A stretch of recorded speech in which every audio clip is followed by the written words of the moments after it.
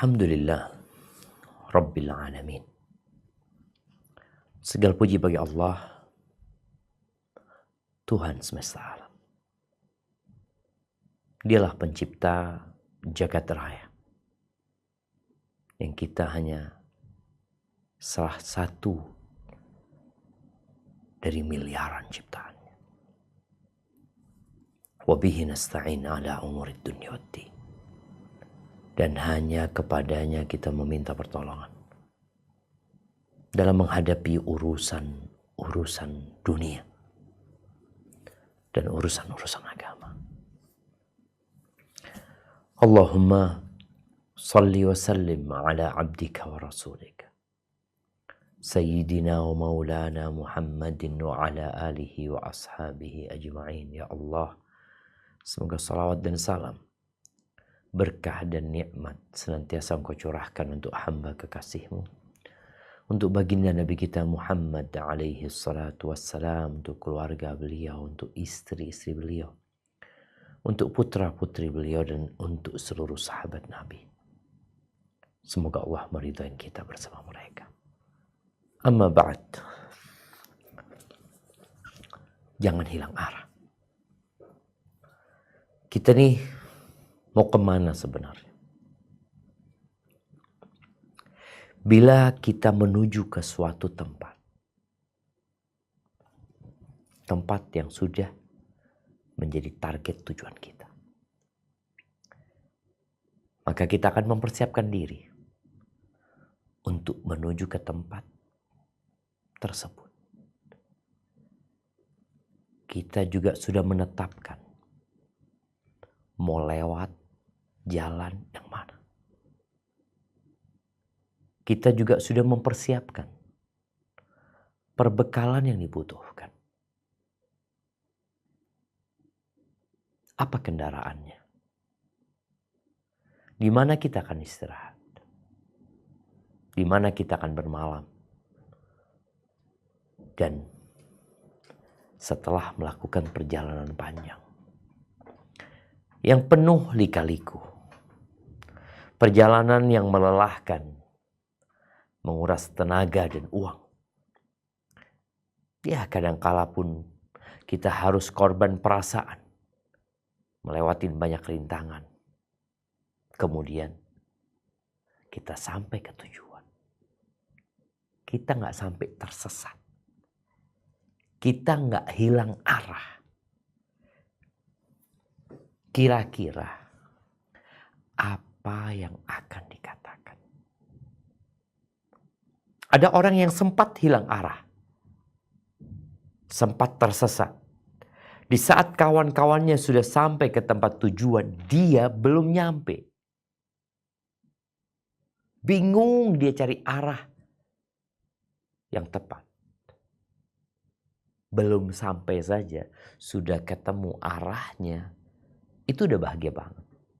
Bagaimana dengan orang yang sampai ke tujuan? Ahibati fillah, Allah Azza wa Jal berfirman di surat Al-A'raf tentang mereka yang tidak hilang arah dan sampai ke tujuan. Tujuan kita adalah kembali ke surga. Arah kita adalah menuju kepada Allah Azza wa Jalla. Baik, kita akan baca di surat Al-A'raf ayat 43. Tafadhalillah.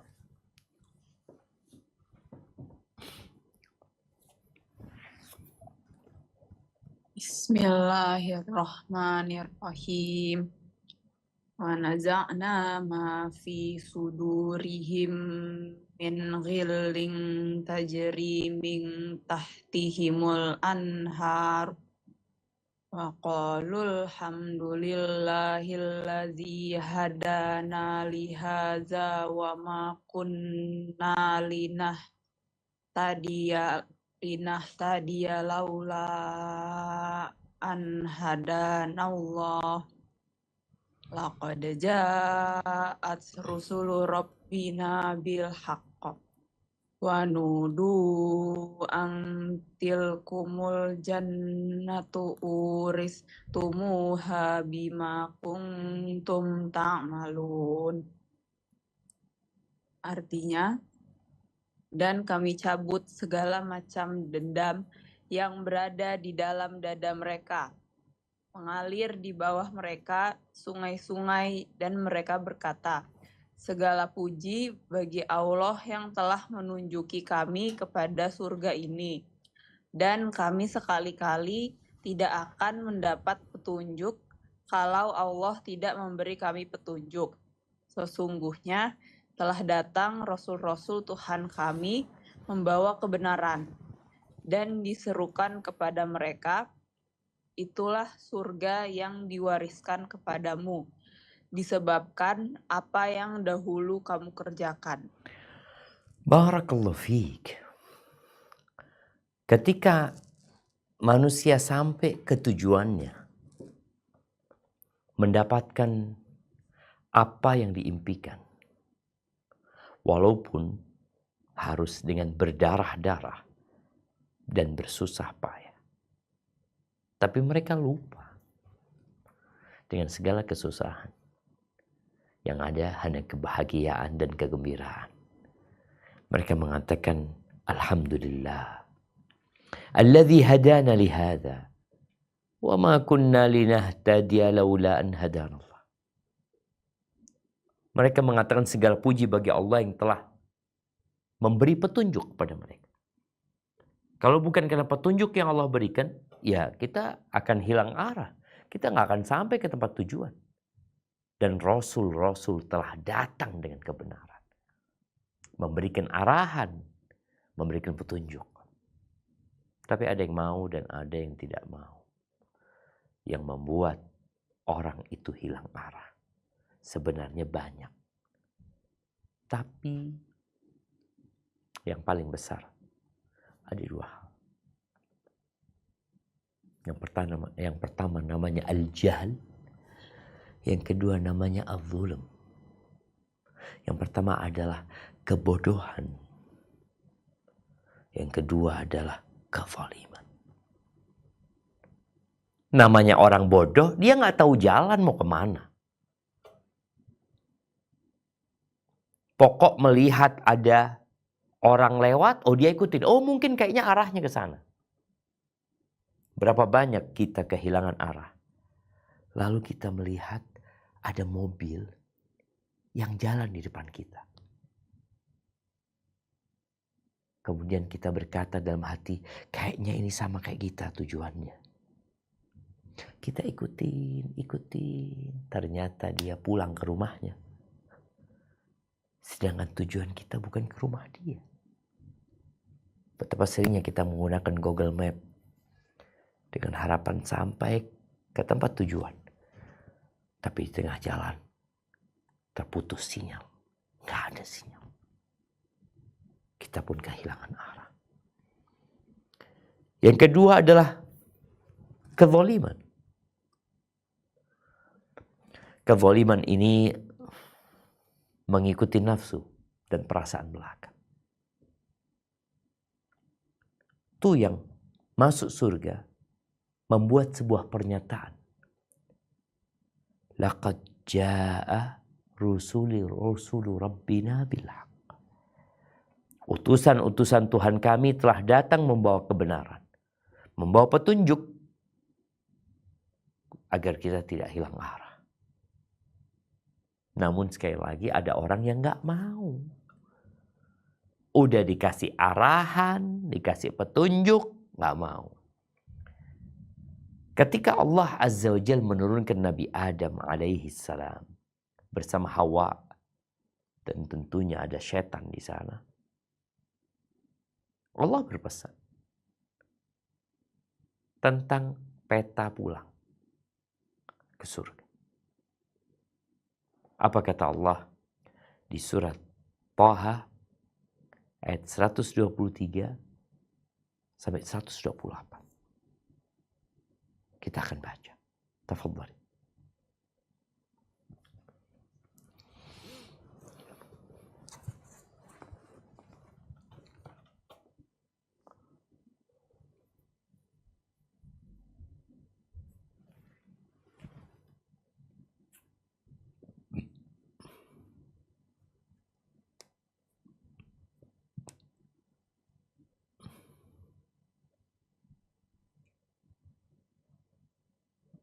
Bismillahirrahmanirrahim. Qala bito minha jami'an ba'dukum li ba'din aduwwun fa imma ya'tiyannakum minni hudan famanit taba'a hudaya fala yadillu wala yashqa.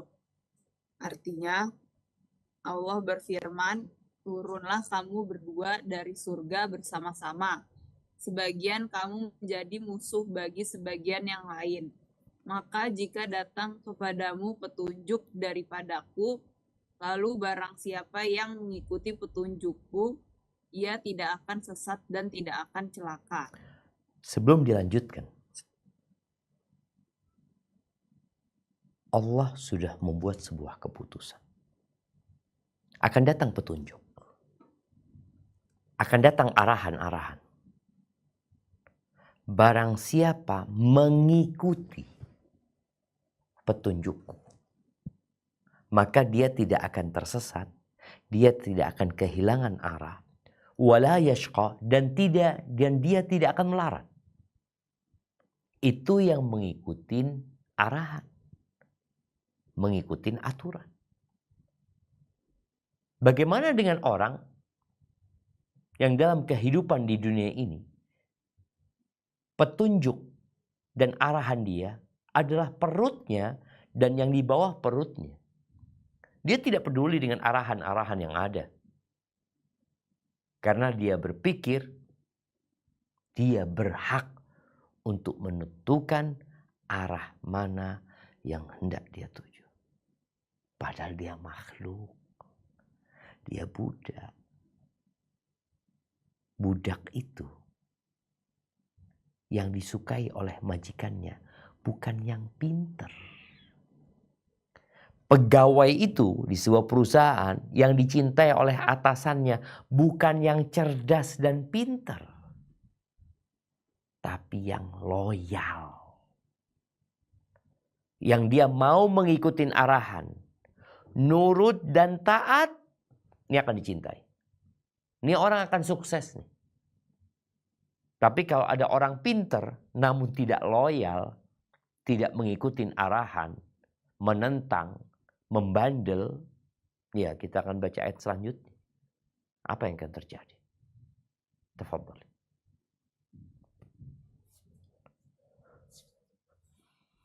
Wa man a'rada an dzikri fa inna lahu ma'isyatan dhanka wa nahsyuruhu yaumal qiyamati a'ma. Artinya, dan barang siapa berpaling dari peringatanku, maka sesungguhnya baginya penghidupan yang sempit, dan kami akan menghimpunkannya pada hari kiamat dalam keadaan buta.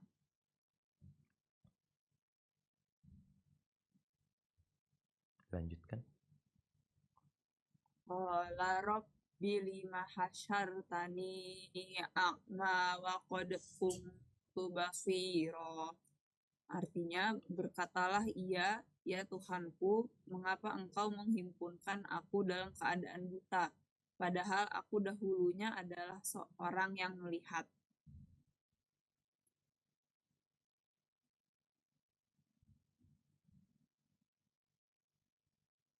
Nah, Qala kadzalika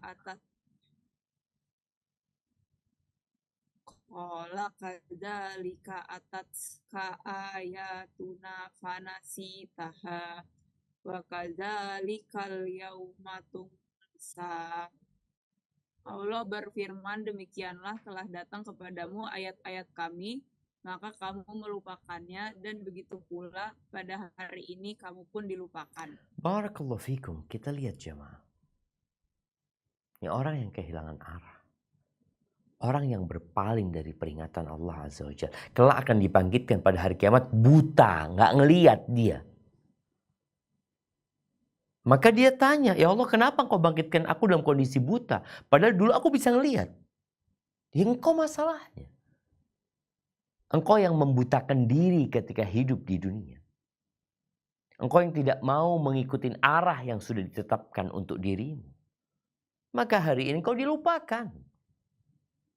Maka subhanallah jemaah, apabila kita membaca sejarah, kita akan mendapati banyak orang-orang yang hilang arah, kemudian mereka hilang dari kehidupan ini.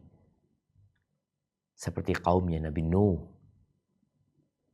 kaumnya Nabi Hud, kaumnya Nabi Saleh. Bagaimana mereka menyimpang dari ajaran yang ditetapkan. Mereka merasa sudah capek dan lelah dengan kehidupan ini. Akhirnya mereka sibuk mengikuti hawa nafsu mereka. Ahibati fillah, petunjuk dari Allah sudah Allah turunkan. Arahnya sudah ditetapkan. Kendaraannya juga sudah ada. Dan kendaraan ini akan jalan. Engkau ikut atau tidak ikut? Terserah engkau. Engkau mau ikut atau tidak. Di surat Al-Baqarah ayat 154 sampai 157. Allah menyampaikan kepada hamba-hambanya tentang hakikat kehidupan. Kita ngelihat ada orang-orang mati. Manusia yang hidup berpikir, ya Allah kesian dia. Boleh jadi ini orang sudah sampai ke tujuan. Arahnya sudah tepat. Sedangkan kita yang hidup gak tahu kita. Allah akan datangkan ujian. Allah akan datangkan bala yang silih berganti. Untuk menguji kebenaran kita menuju arah yang ditetapkan. Dan ujian itu rata-rata tidak menyenangkan. Berat. Susah. Melelahkan. Tapi bukan hanya engkau yang diuji. Semua pun dalam ujian. Tapi kita akan baca. Al-Baqarah 154 sampai 157.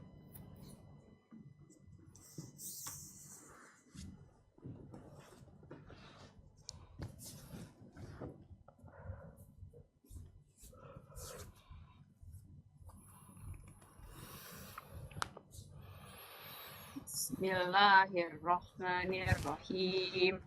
Wala taqulu liman yuqtalu fi sabilil bal ahya'u walakin la tashkurun. Artinya, dan janganlah kamu mengatakan kepada orang-orang yang gugur di jalan Allah bahwa mereka itu mati. Bahkan sebenarnya mereka itu hidup, tetapi kamu tidak menyadarinya. Barakallahu fikum. Kita lihat nih. Sebelum kita lanjutkan di ayat yang sesudahnya. Ada orang-orang yang tewas di medan perang. Berjihad di jalan Allah. Yang menurut kita, kesian dia itu. Meninggalkan hartanya. Istrinya menjadi janda. Anak-anaknya jadi yatim. Tapi Allah kasih penjelasan. Jangan dikira mereka mati loh. Mereka hidup, tapi kalian tidak merasakan. Tidak menyadari kehidupan mereka. Mereka hidup di alam barzakh. Awal permulaan dari keabadian manusia. Kuburan itu adalah persinggahan pertama. Dari persinggahan hari akhir.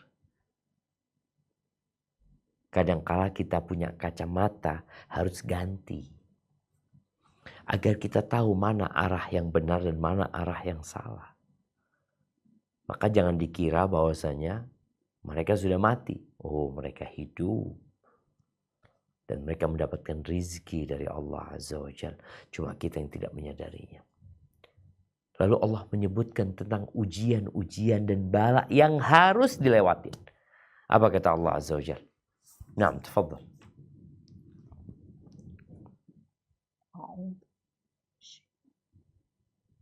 لنبلونكم بشيء من الخوف والجوع ونقص من الأموال والأنفس والثمرات. والثمرات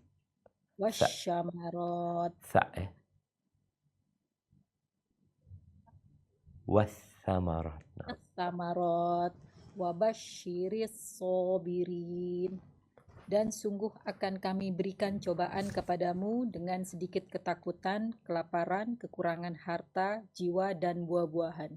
Dan berikanlah berita gembira kepada orang-orang yang sabar. Lanjut.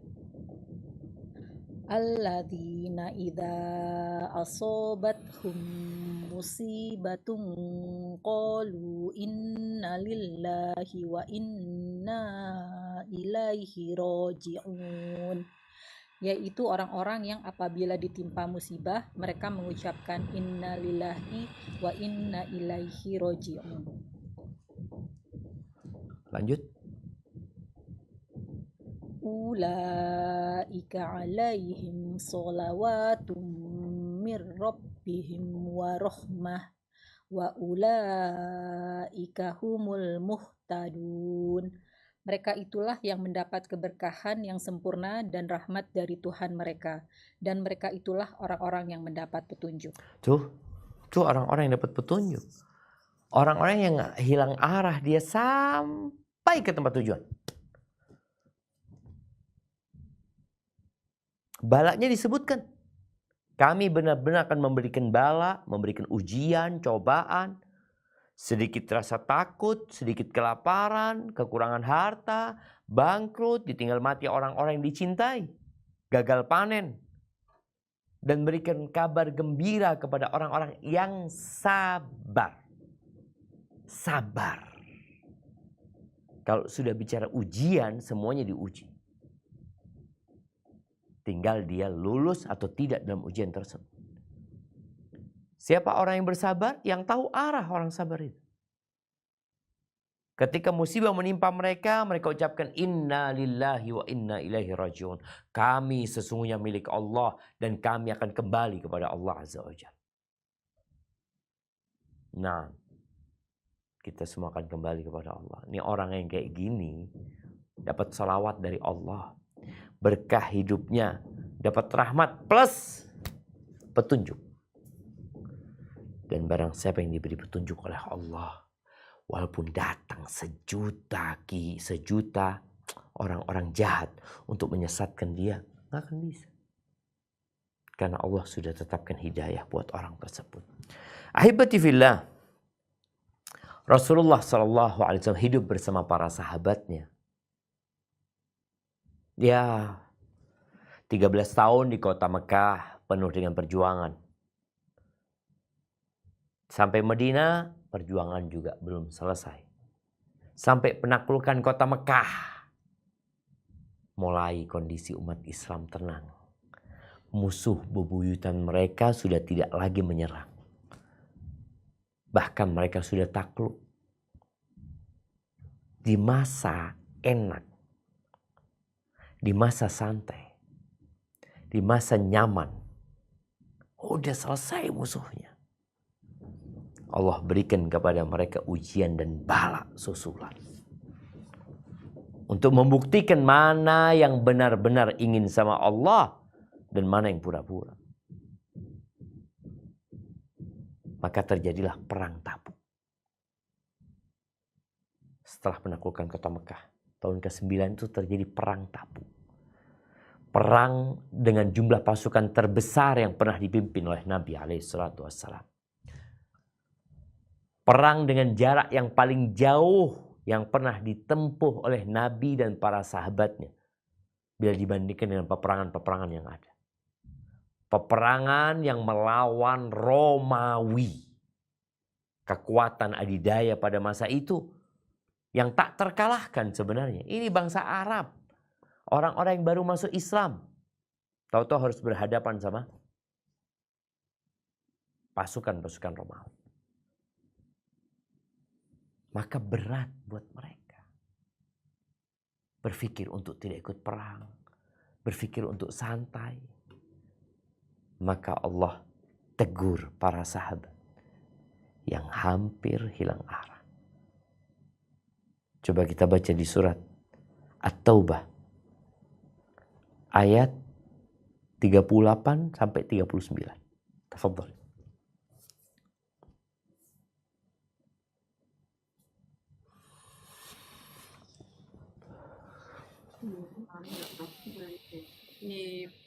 Ya ayyuhalladzina amanu malakum iza qila lakum firu fi sabilillahi saqaltum ilal ard araditum bil hayatid dunya minal akhirah fama mata'ul hayawatid dunya fil akhirati Fama illa mata'ul qalil. hayati. Fama mata'ul hayati. Bukan hayawat bacanya tapi hayat. Nah. Fama mata'ul hayatid dunya fil akhirati illa qalil. Nah.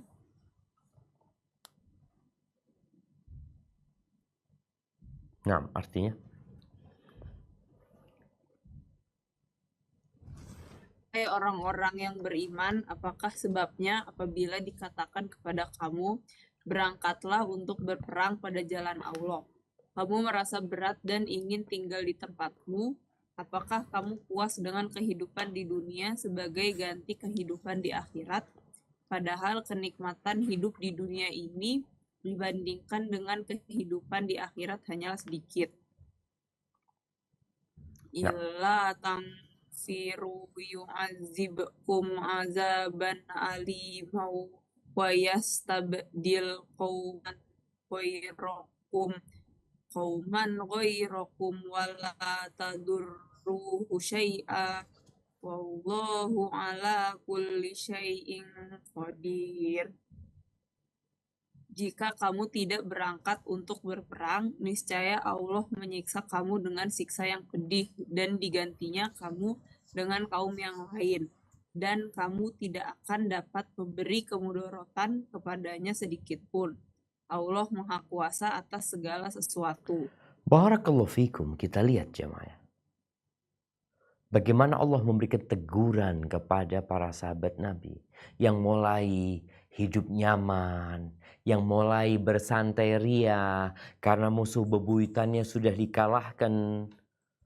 Ada kecenderungan kepada dunia, meninggalkan urusan akhirat ini. Maka Allah panggil. Ya ayyuhalladzina amanu, wahai orang-orang yang beriman, dipanggil dengan nama iman. Malakum idza qila lakum unfiru fi sabilillahi thaqaltum ilal ardh. Kalian ini kenapa? Ada apa sama kalian? Apabila dikatakan kepada kalian berperanglah di jalan Allah, kalian itu condong memilih untuk tetap tinggal di bumi, gak mau ikut perang. Ya kita tahu perang itu beresiko sekali. Nyawamu melayang, hartamu habis, ragamu cacat, anakmu menjadi yatim, dan ibunya menjadi janda. Maka Allah kasih teguran. Orang kalau sudah cinta sama dunia, mulai arah dia sudah hilang. Oh kata Allah Azza wa Jalla, araditum bil hayatid dunya minal akhir. Oh kalian puas untuk menukar akhirat kalian dengan kehidupan dunia.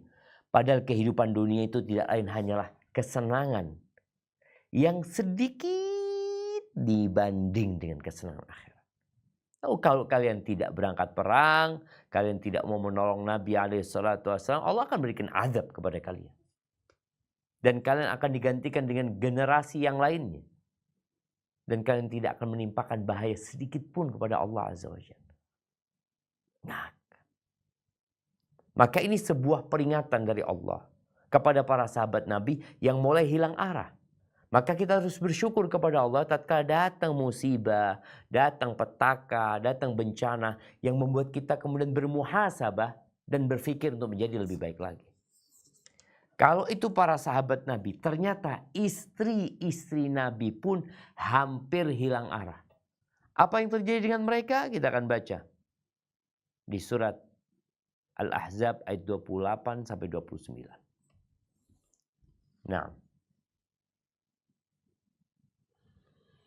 A'udzu billahi minasyaitonir rajim. Ya ayyuhan nabi qulil azwajika in kuntunna turidnal hayatad dunya wa zinataha fata'alaina ummati'kunna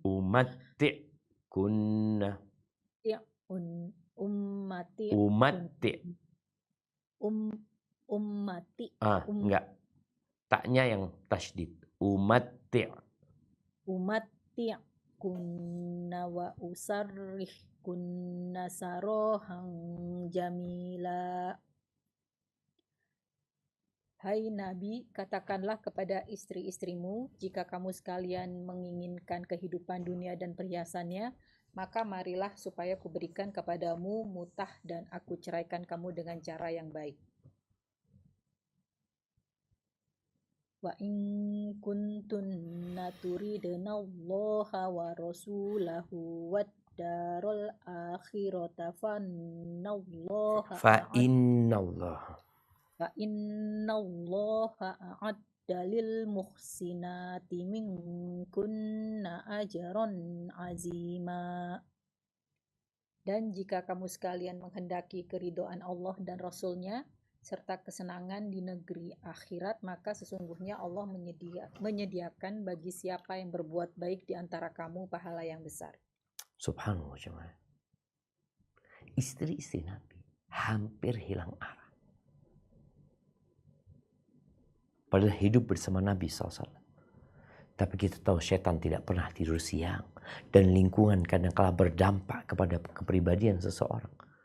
Maka Nabi bersumpah untuk tidak mendekati istrinya selama 1 bulan. 1 bulan ditinggal. Cobaan buat Nabi, cobaan buat mereka. Sebulan. Istrinya yang 9 itu ditinggal sama Nabi SAW. Kenapa? Ada banyak riwayat yang menceritakan penyebab Nabi SAW tidak mau mendekati mereka. Yang intinya mereka hilang arah. Dan harus dipaksa untuk kembali ke arah yang sahih. Ke relnya. Dengan cara apa? Tadi.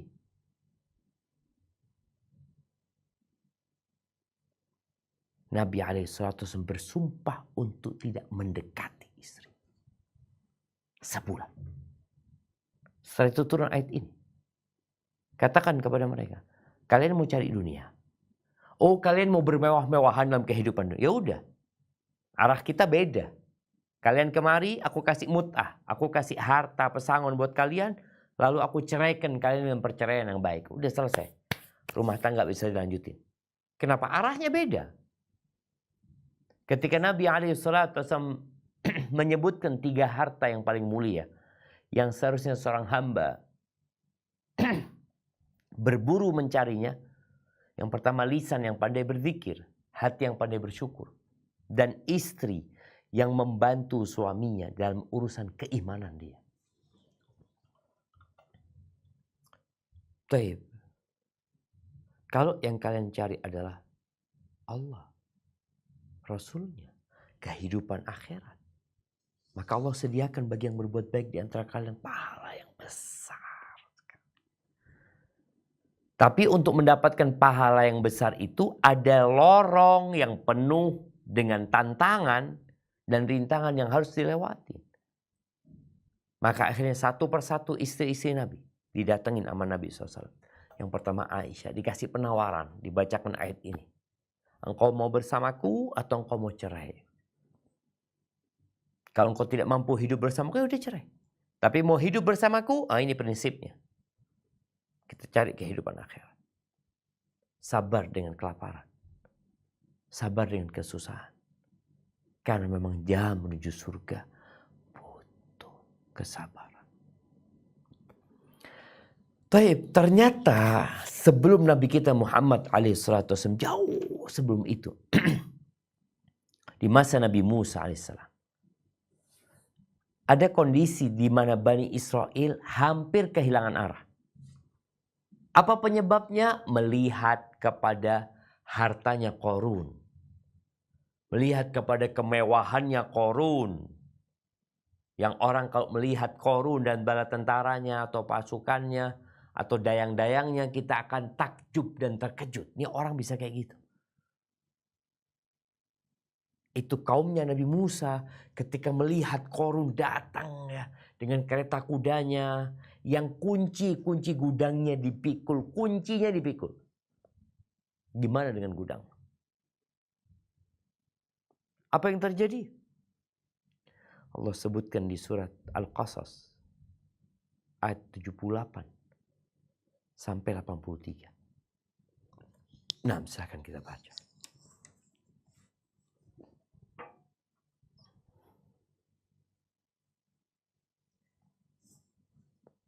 Baca ayat 79 ya, 79. Ayat 79. Naam.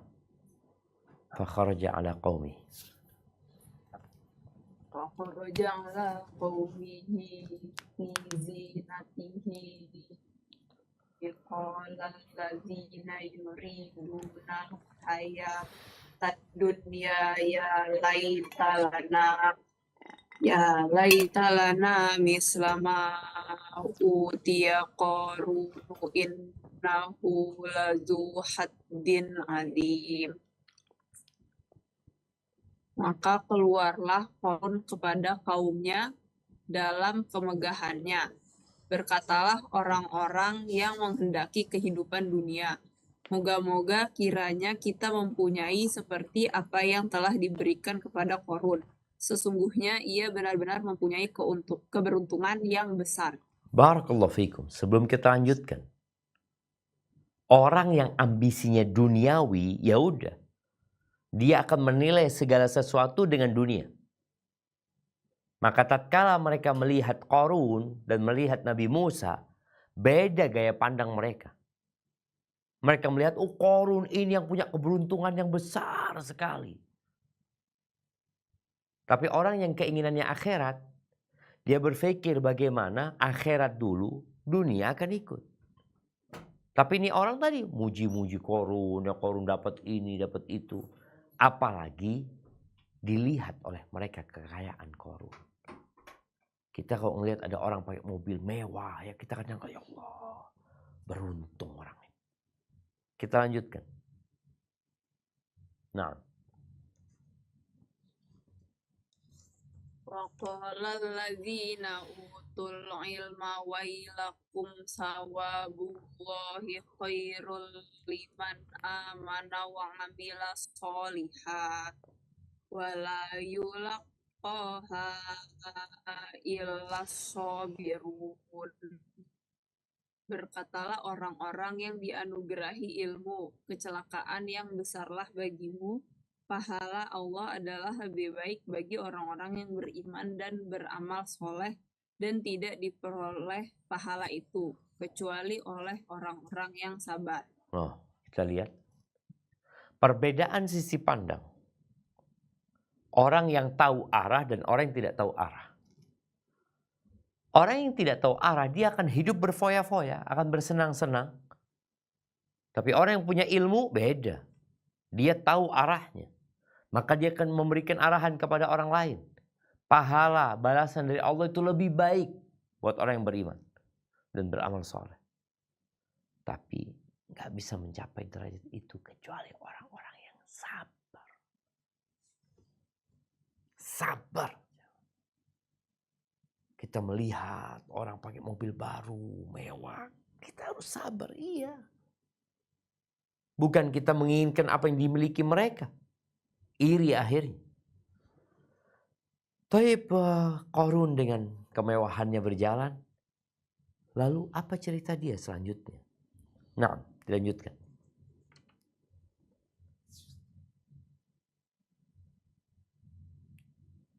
فخسفنا به وبداره الأرض فما كان له من فئة ينصرونه من دون الله وما كان من المنتصرين. Maka kami benamkanlah Korun beserta rumahnya ke dalam bumi. Maka tidak ada baginya suatu golongan pun yang menolongnya terhadap azab Allah. Dan tiadalah ia termasuk orang-orang yang dapat membela dirinya. Nah, kita lihat setelah orang berilmu dan orang yang ambisi dunia, semua memberikan komentar sesuai dengan gaya pandang mereka. Dan Korun ini memang sombong jemaah. Akhirnya Allah benamkan dia di bumi. Bersama bersama komplek perumahannya. Bukan rumah dia saja. Orang kaya kan punya komplek perumahan, punya gudang, punya ruang tamu, ini itu. Allah tenggelamkan semuanya di bumi. Dan sekarang jadi cerita kalau ada harta di dalam bumi, dikatakan harta Korun. Mana Korun? Korun di sana. Mesir sana. Maka hibati fillah. Bagaimana sikap orang-orang yang awalnya berpikir Korun ini beruntung sekali. Ketika mereka mendapati Korun,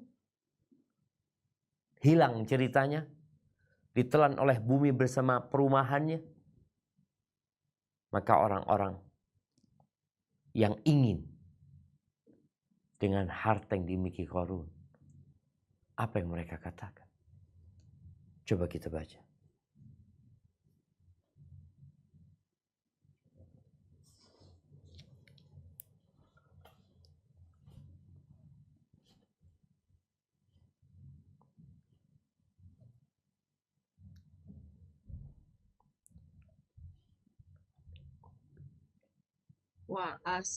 Wa asbahal ladzina tamannau makanahu bil amsi yaquluna wa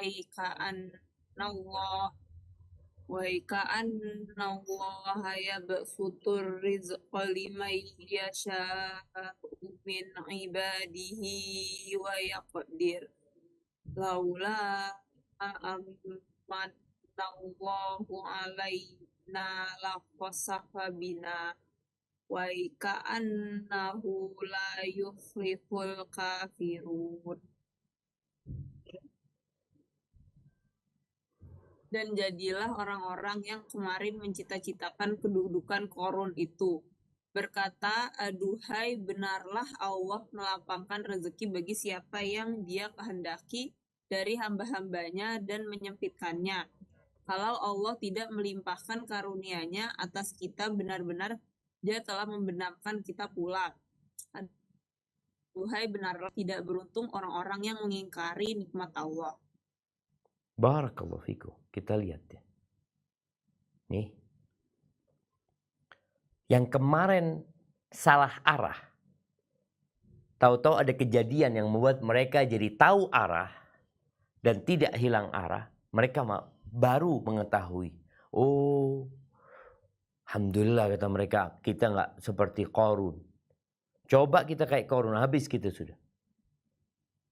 Hartanya ditinggal, dirinya pun mati.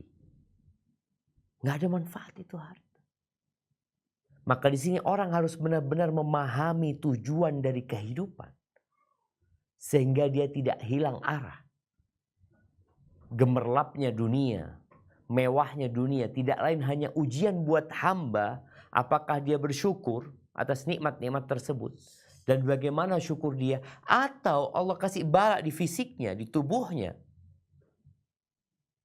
Supaya dia sadar. Dan kembali kepada Allah Azza wa Jalla. Orang-orang kafir itu gak akan pernah sukses. Apalagi bahagia. Terus gimana? Manusia itu kan secara tabiat ya ingin dunia, ingin akhirat gitu loh. Apa kata Allah Azza wa Jalla? Di ayat 83.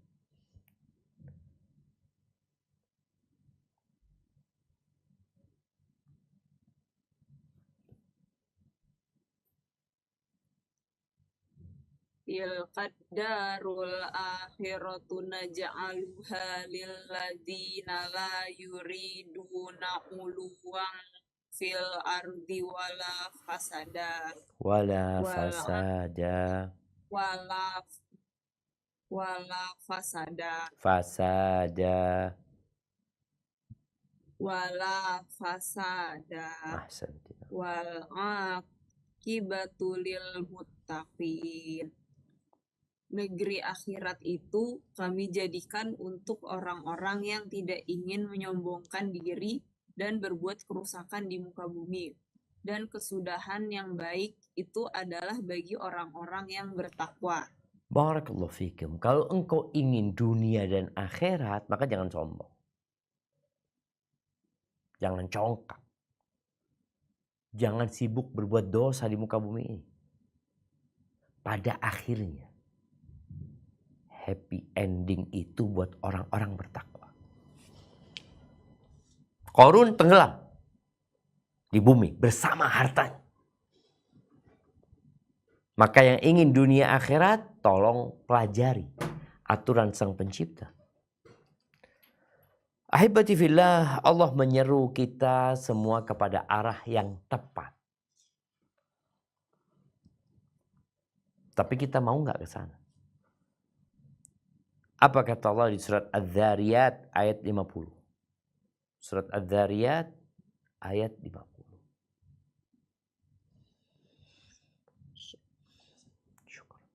Wafirru ilallah inni lakum minhu nazirum mubin. Maka segeralah kembali kepada menaati Allah. Sesungguhnya aku seorang pemberi peringatan yang nyata dari Allah untukmu. Nih, arahnya, arah yang benar itu udah lari menuju kepada Allah. Allah itu yang memiliki kita. Allah yang menciptakan kita. Apapun yang terjadi itu sudah ditetapkan oleh Allah Azza wa Jal. Tinggal kita ya udah berbaik sangka sama Allah Jalla Jalaluh. Kembali kepada Allah dengan meninggalkan segala ketergantungan kepada makhluk. Fafirru ilallah. Kalian kaburlah menuju kepada Allah. Jadi al-firar yang namanya lari, kabur itu biasanya orang tidak akan noleh ke belakang. Dia fokus dengan tempat dan arah yang sudah ditetapkan. Maka buat yang hilang arah, ya udah lari kepada Allah Azza wa Jalla. Ingat, Allah tidak menciptakan kita untuk bersenang-senang. Allah tidak menciptakan kita seperti binatang ternak yang dikasih makan, kemudian dimandikan, dikeluarkan dari kandangnya, kemudian suatu saat dia dipotong untuk dinikmatin. Enggak, Allah menciptakan kita untuk mengabdi kepadanya. Dan arah yang tepat adalah kembali kepada Allah Azza wa Jalla. Apapun masalahmu, sebesar apapun kau harus berbaik sangka sama Allah Azza wa Jalla. Di tubuhmu masih ada banyak nikmat. Kalau engkau harus kehilangan harta, maka syukuri nikmat-nikmat yang ada. Fafirru ilallah. Jadi kalau bicara arah yang kita tuju itu menuju kepada Allah. Udah tinggalkan semuanya. Yang menyebabkan engkau nanti terlena, terlalaikan, tinggalin. Kemana? Menuju kepada Allah. Laksanakan perintahnya. Jauhi larangannya. Tauhidkan Allah. Jangan berbuat syirik. Dan hati selalu berbaik sangka sama Allah. Apapun yang terjadi. Kenapa? Karena Allah tidak bertindak kecuali dengan ilmu dan hikmah. Barakallahu fiik, itu mungkin yang dapat kita kaji pada kesempatan kali ini. Dan hendaklah kita terus berdoa memohon kepada Allah agar jangan sampai hilang arah. Baca Rabbana la tuzigh qulubana ba'da idh hadaitana. Baca ya muqallibal qulub tsabbit qalbi ala dinik. Baca doa-doa yang kita berharap kepada Allah agar kita tidak hilang arah dan arah kita benar dan tepat menuju kepada Allah. Dan arah ini penuh dengan perjuangan dan pengorbanan. Ya, sungguh menakjubkan urusan orang beriman. Kalau ditimpa nikmat dia bersyukur. Kalau ditimpa musibah dia bersabar. Dan itu tidak dimiliki kecuali oleh orang yang beriman.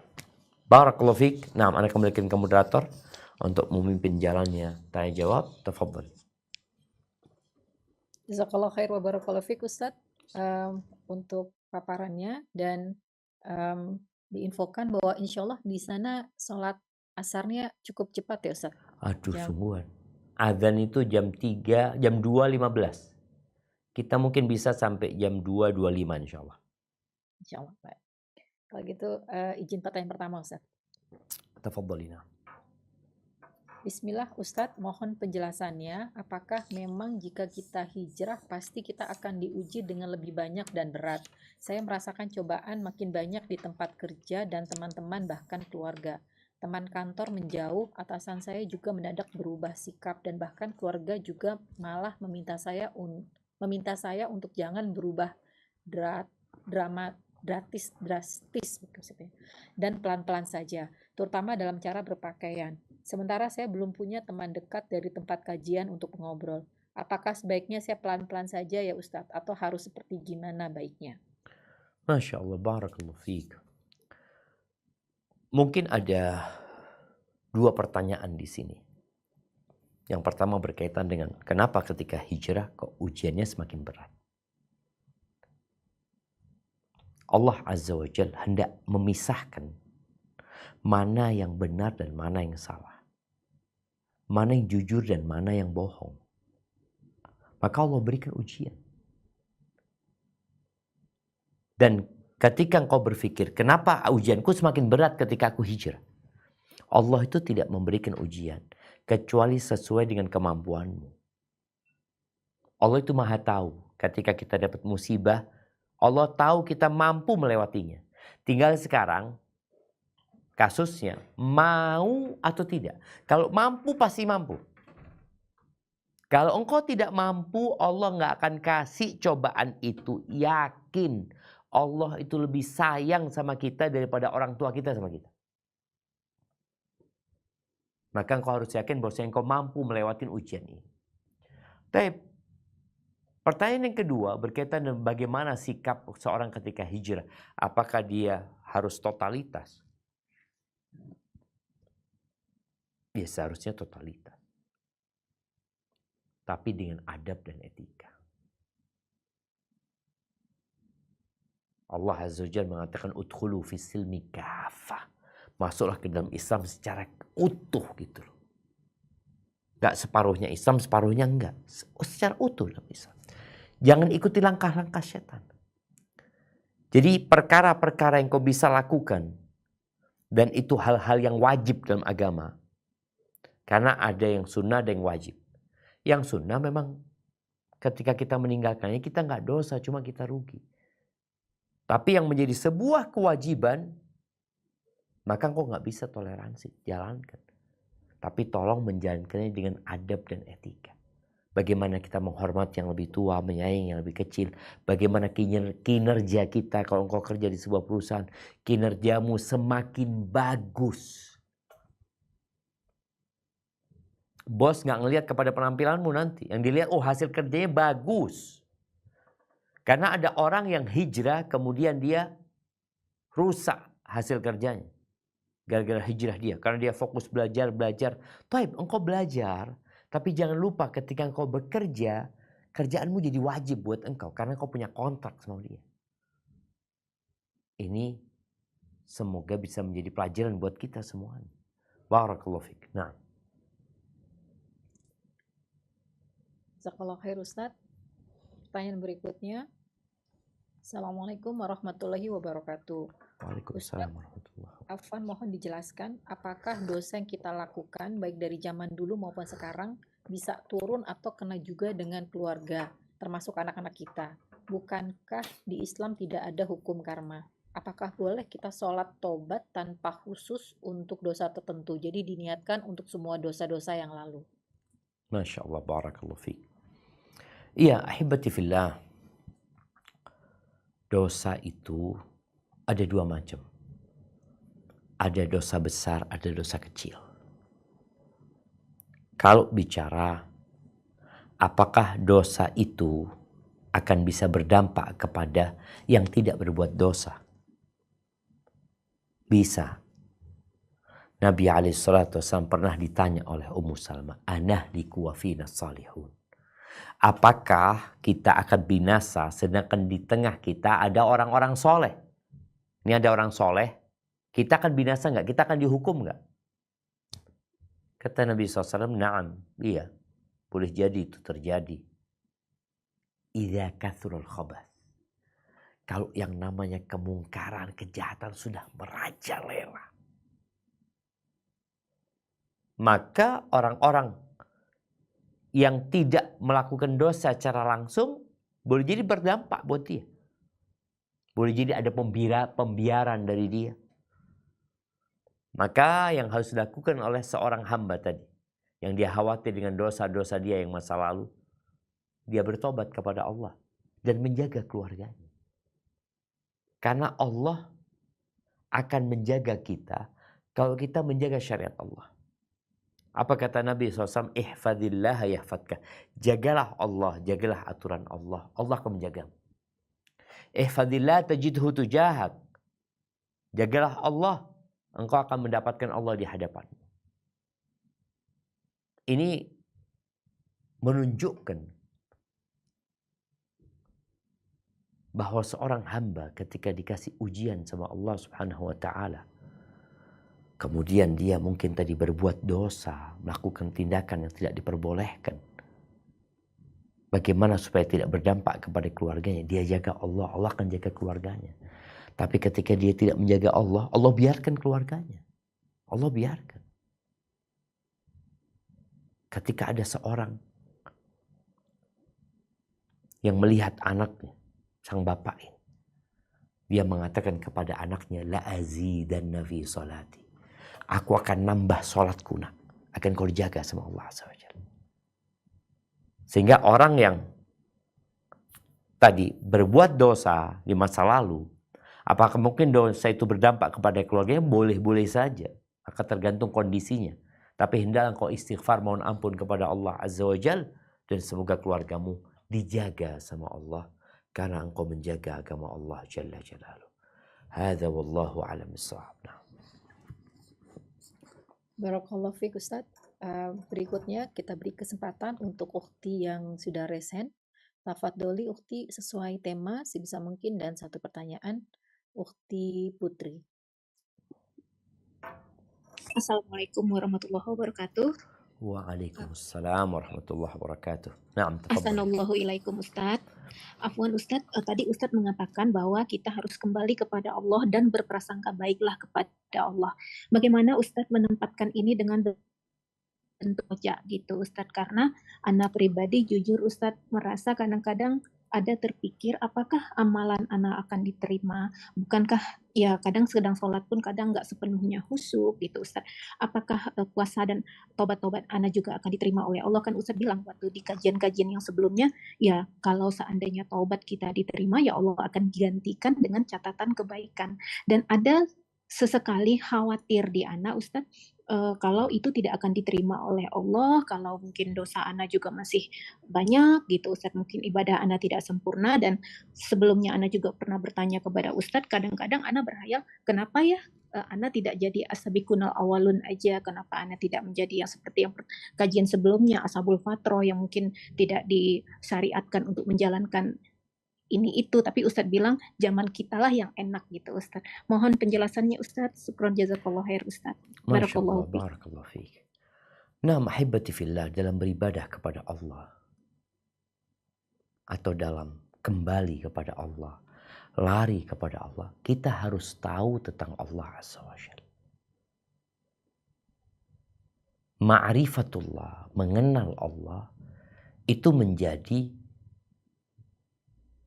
perkara yang paling awal yang harus difahami. Orang kalau kenal sama Allah, dia akan cinta dan dia akan takut juga sama Allah SWT. Sehingga kita beribadah kepada Allah di antara rasa takut dan rasa harap. Kita berharap kepada Allah karena Allah Maha Baik. Kita takut sama Allah karena kita banyak salah. Dan kita tahu Allah itu azabnya pedih.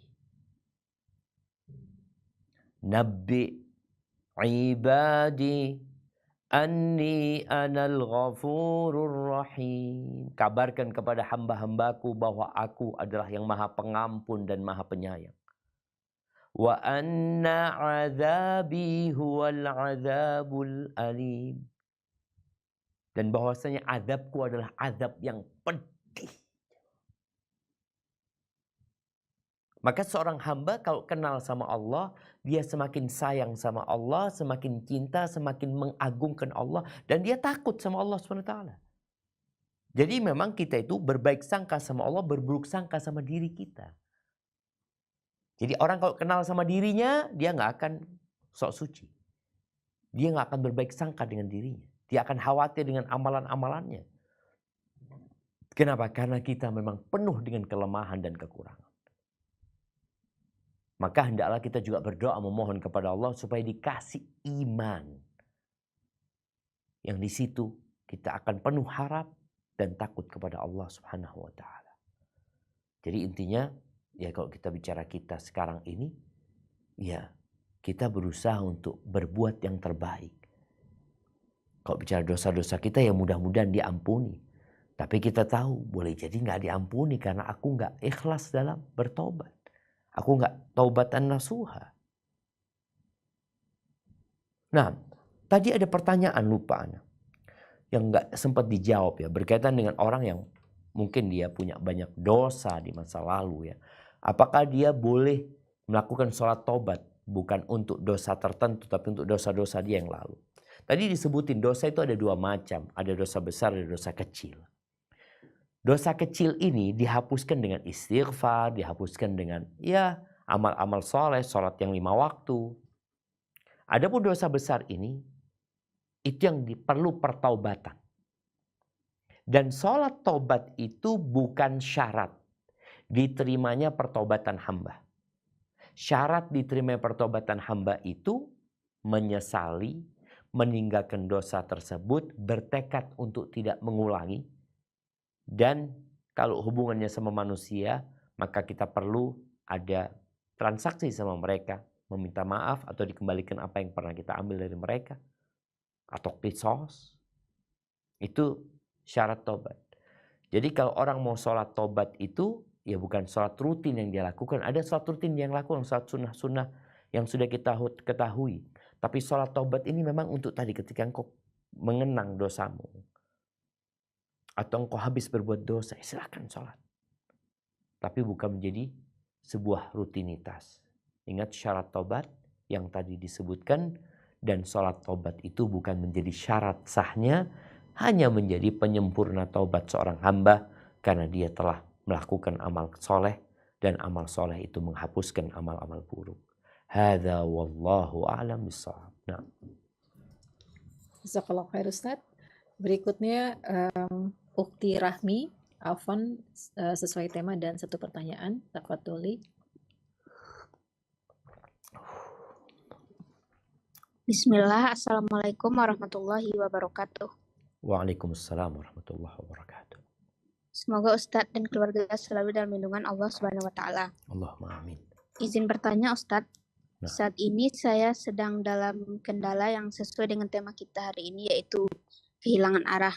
Di mana 3 tahun lalu saya memilih kuliah dengan sesuatu atau jalan yang mungkin saya tidak ingin tempuh, tapi karena nasihat dari saudara saya akhirnya berada di jalan yang ini.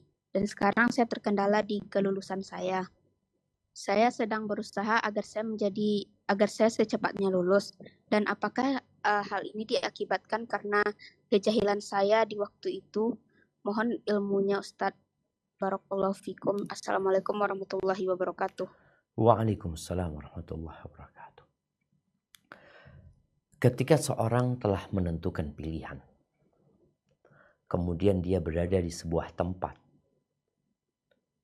yang tempat itu menurut dia kurang tepat,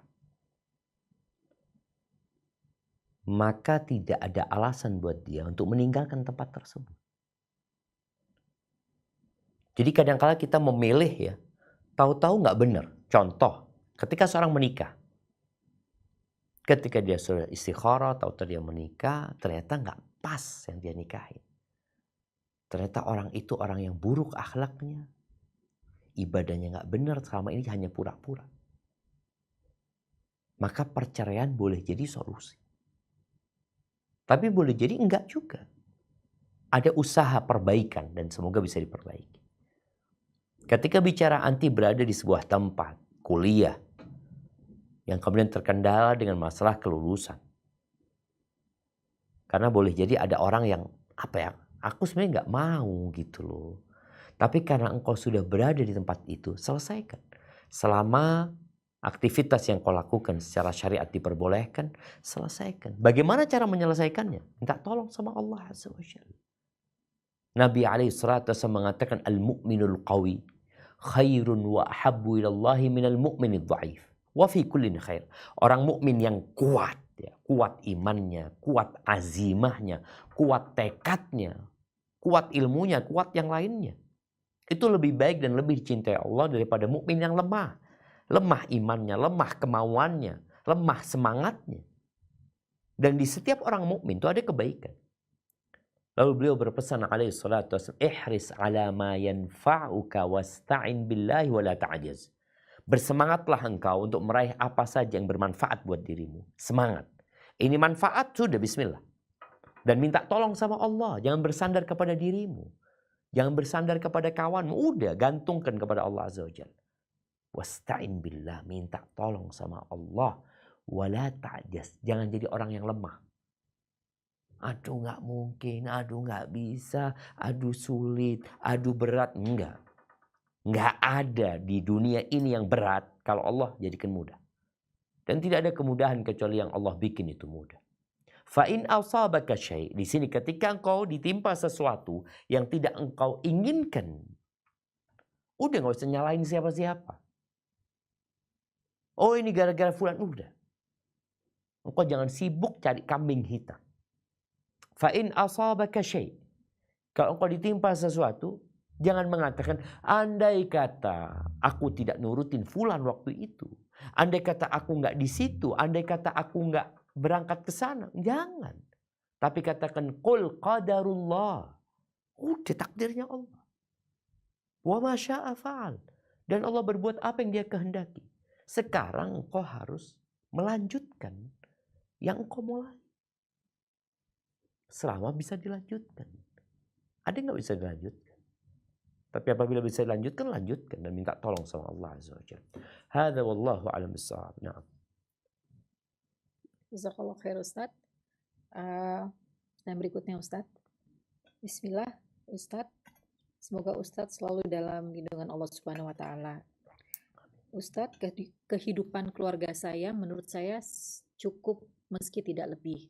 Namun suami saya merasa harusnya lebih baik. Karena suami saya beralasan ingin agar anak-anak bisa mendapat pendidikan di sekolah-sekolah sunnah terbaik yang harganya cukup mahal. Juga kualitas hidup lainnya. Jadi suami melarang saya untuk berhenti bekerja. Padahal saya ingin berhenti Ustadz dan fokus mengurus anak dan rumah. Apa saya harus menuruti suami atau memaksa untuk tetap resign? Ini mungkin ada juga Ustadz pertanyaan serupa, namun pilihannya jika selama ini sudah susah mendapat pekerjaan dan yang tawaran ada itu untuk bekerja seperti di Indomaret yang ada jualan rokok atau bekerja di bank konvensional Ustaz. Masya Allah, barakallahu fikum. Naam ahibati fillah. Yang pertama berkaitan dengan seorang istri. Istri itu berkewajiban berkhidmat kepada suami. Khidmat kepada suami, bukan mencari nafkah. Karena kewajiban mencari nafkah adalah kewajiban sang suami. Dia punya kewajiban sebagai seorang ibu untuk merawat, mendidik anak-anaknya. Kalau dia bisa menggabungkan, umpamanya, dia dapat berkhidmat sama suami dan membantu suami dalam urusan, ya tadi mungkin ada urusan-urusan yang memang suami nggak mampu.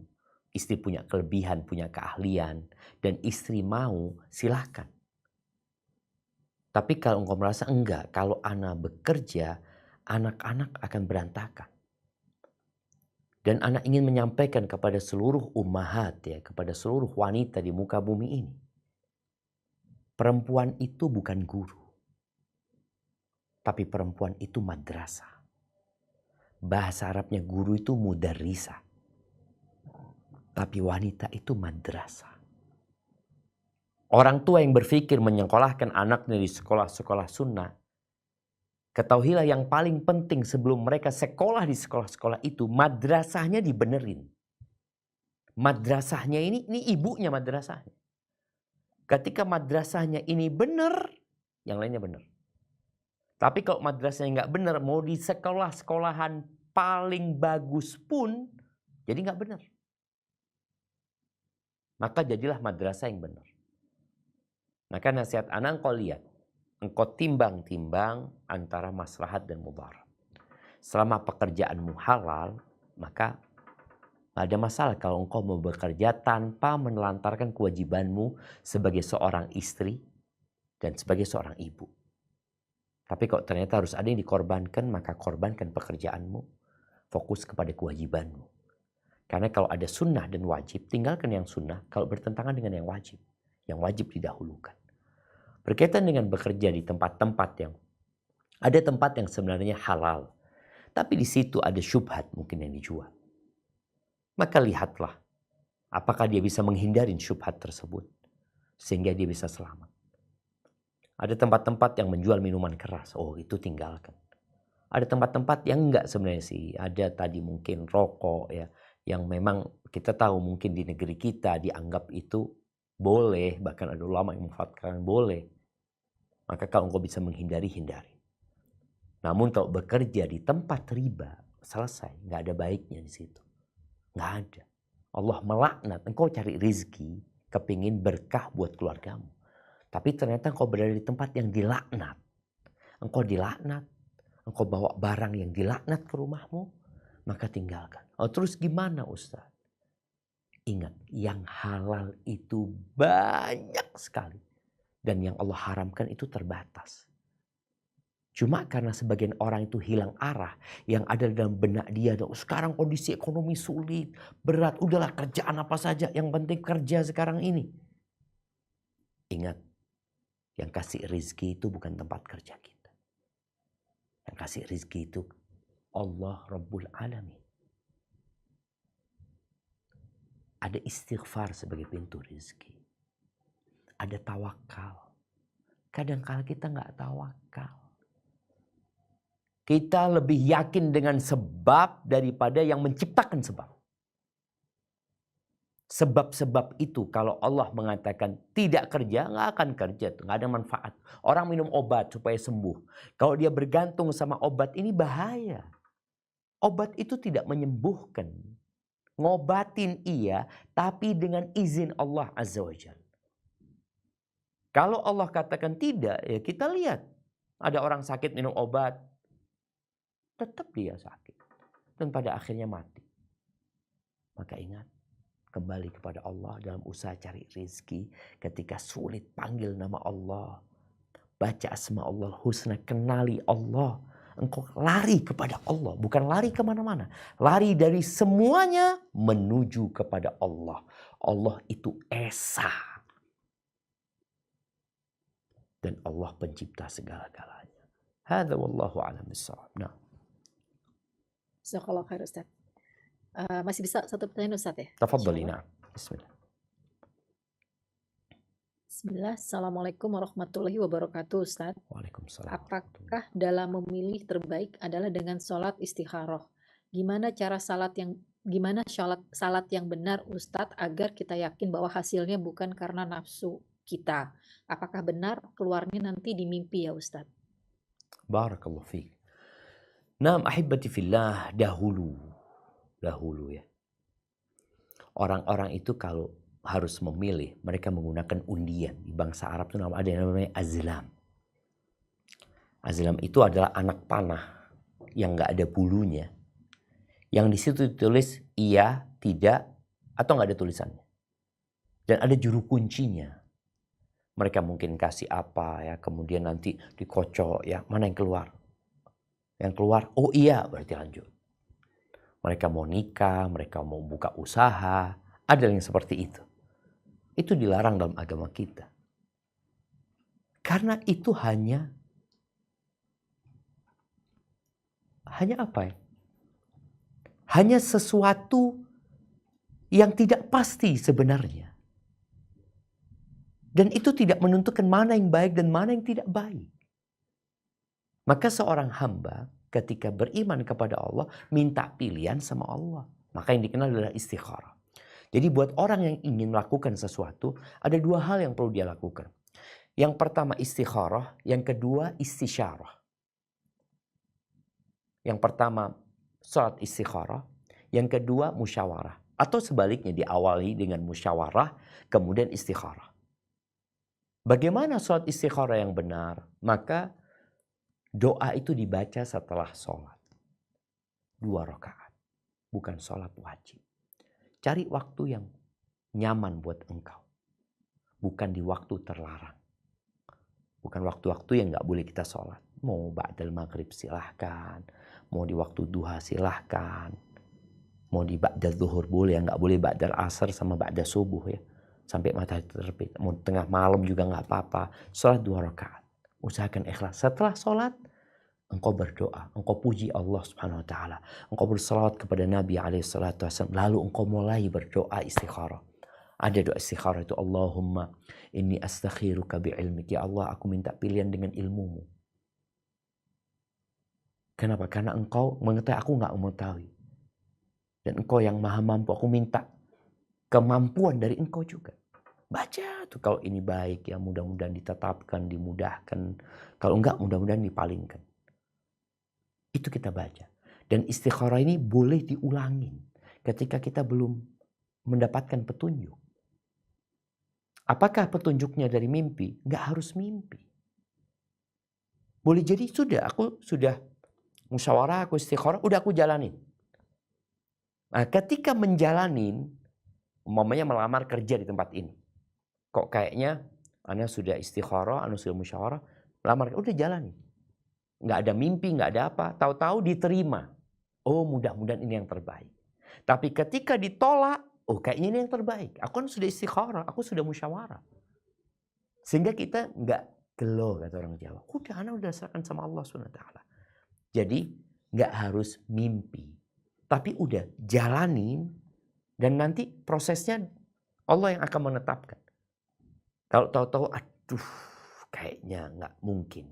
Kenapa? Jalannya dipersulit. Ya udah, kan kita minta. Kalau memang baik, semoga dimudahkan. Kalau enggak, supaya dipalingkan. Dikasih ganti yang lebih baik sama Allah SWT. Dan tadi, bagaimana kita mengetahui itu nafsu atau memang pilihan Allah Azza wa Jalla? Sebagian kita istikharah padahal hatinya udah condong. Ini kadang-kala berbahaya. Ketika nggak ada petunjuk, dia mengikuti nafsunya. Padahal seharusnya udah dia ikutin. Kalau memang sulit, nggak bisa, oh berarti ini bukan pilihan Allah. Orang yang sudah nafsu, oh nggak ini insya Allah baik loh. Engkau kan sudah istikharah. Engkau minta kalau memang baik, dimudahkan dan ditakdirkan. Kalau buruk, dipalingkan. Ketika semakin jauh, ya udah tinggalin. Karena ada seorang laki-laki, Ana pernah ketemu dia. Ana ini Ustaz, kalau ditolak Ustaz, Ana semakin semangat Ustaz, untuk maju lagi. Loh, kok kan istikharah? Seorang hamba harus yakin sama Allah. Bicara petunjuknya tadi nggak harus mimpi, boleh jadi memang kemudahan-kemudahan yang dia dapatkan. Tapi kok ternyata ada kesulitan, ada kejanggalan, ada rintangan, ya udah tinggalin. Itu kalau halal ya, ingat ya. Dua-duanya halal. Atau satu hal aja yang kita kepingin minta pilihan sama Allah. Tapi kalau haram, nggak pakai istikharah, tinggalin. Barakallahu fiik, itu yang dapat Ana sampaikan, kurang lebihnya mohon maaf ya. Karena memang waktu sekarang Ana lihat siang itu semakin panjang dan malam itu semakin pendek. Semoga kita bisa memanfaatkan waktu untuk lebih mendekatkan diri kepada Allah di siang hari dengan ibadah-ibadah yang bisa dilakukan di siang hari walaupun malam harinya jadi pendek. Mohon maaf atas segala kekurangan. Ana kembalikan ke moderator. Jazakillah khairan. Subscribe channel Marhaban TV.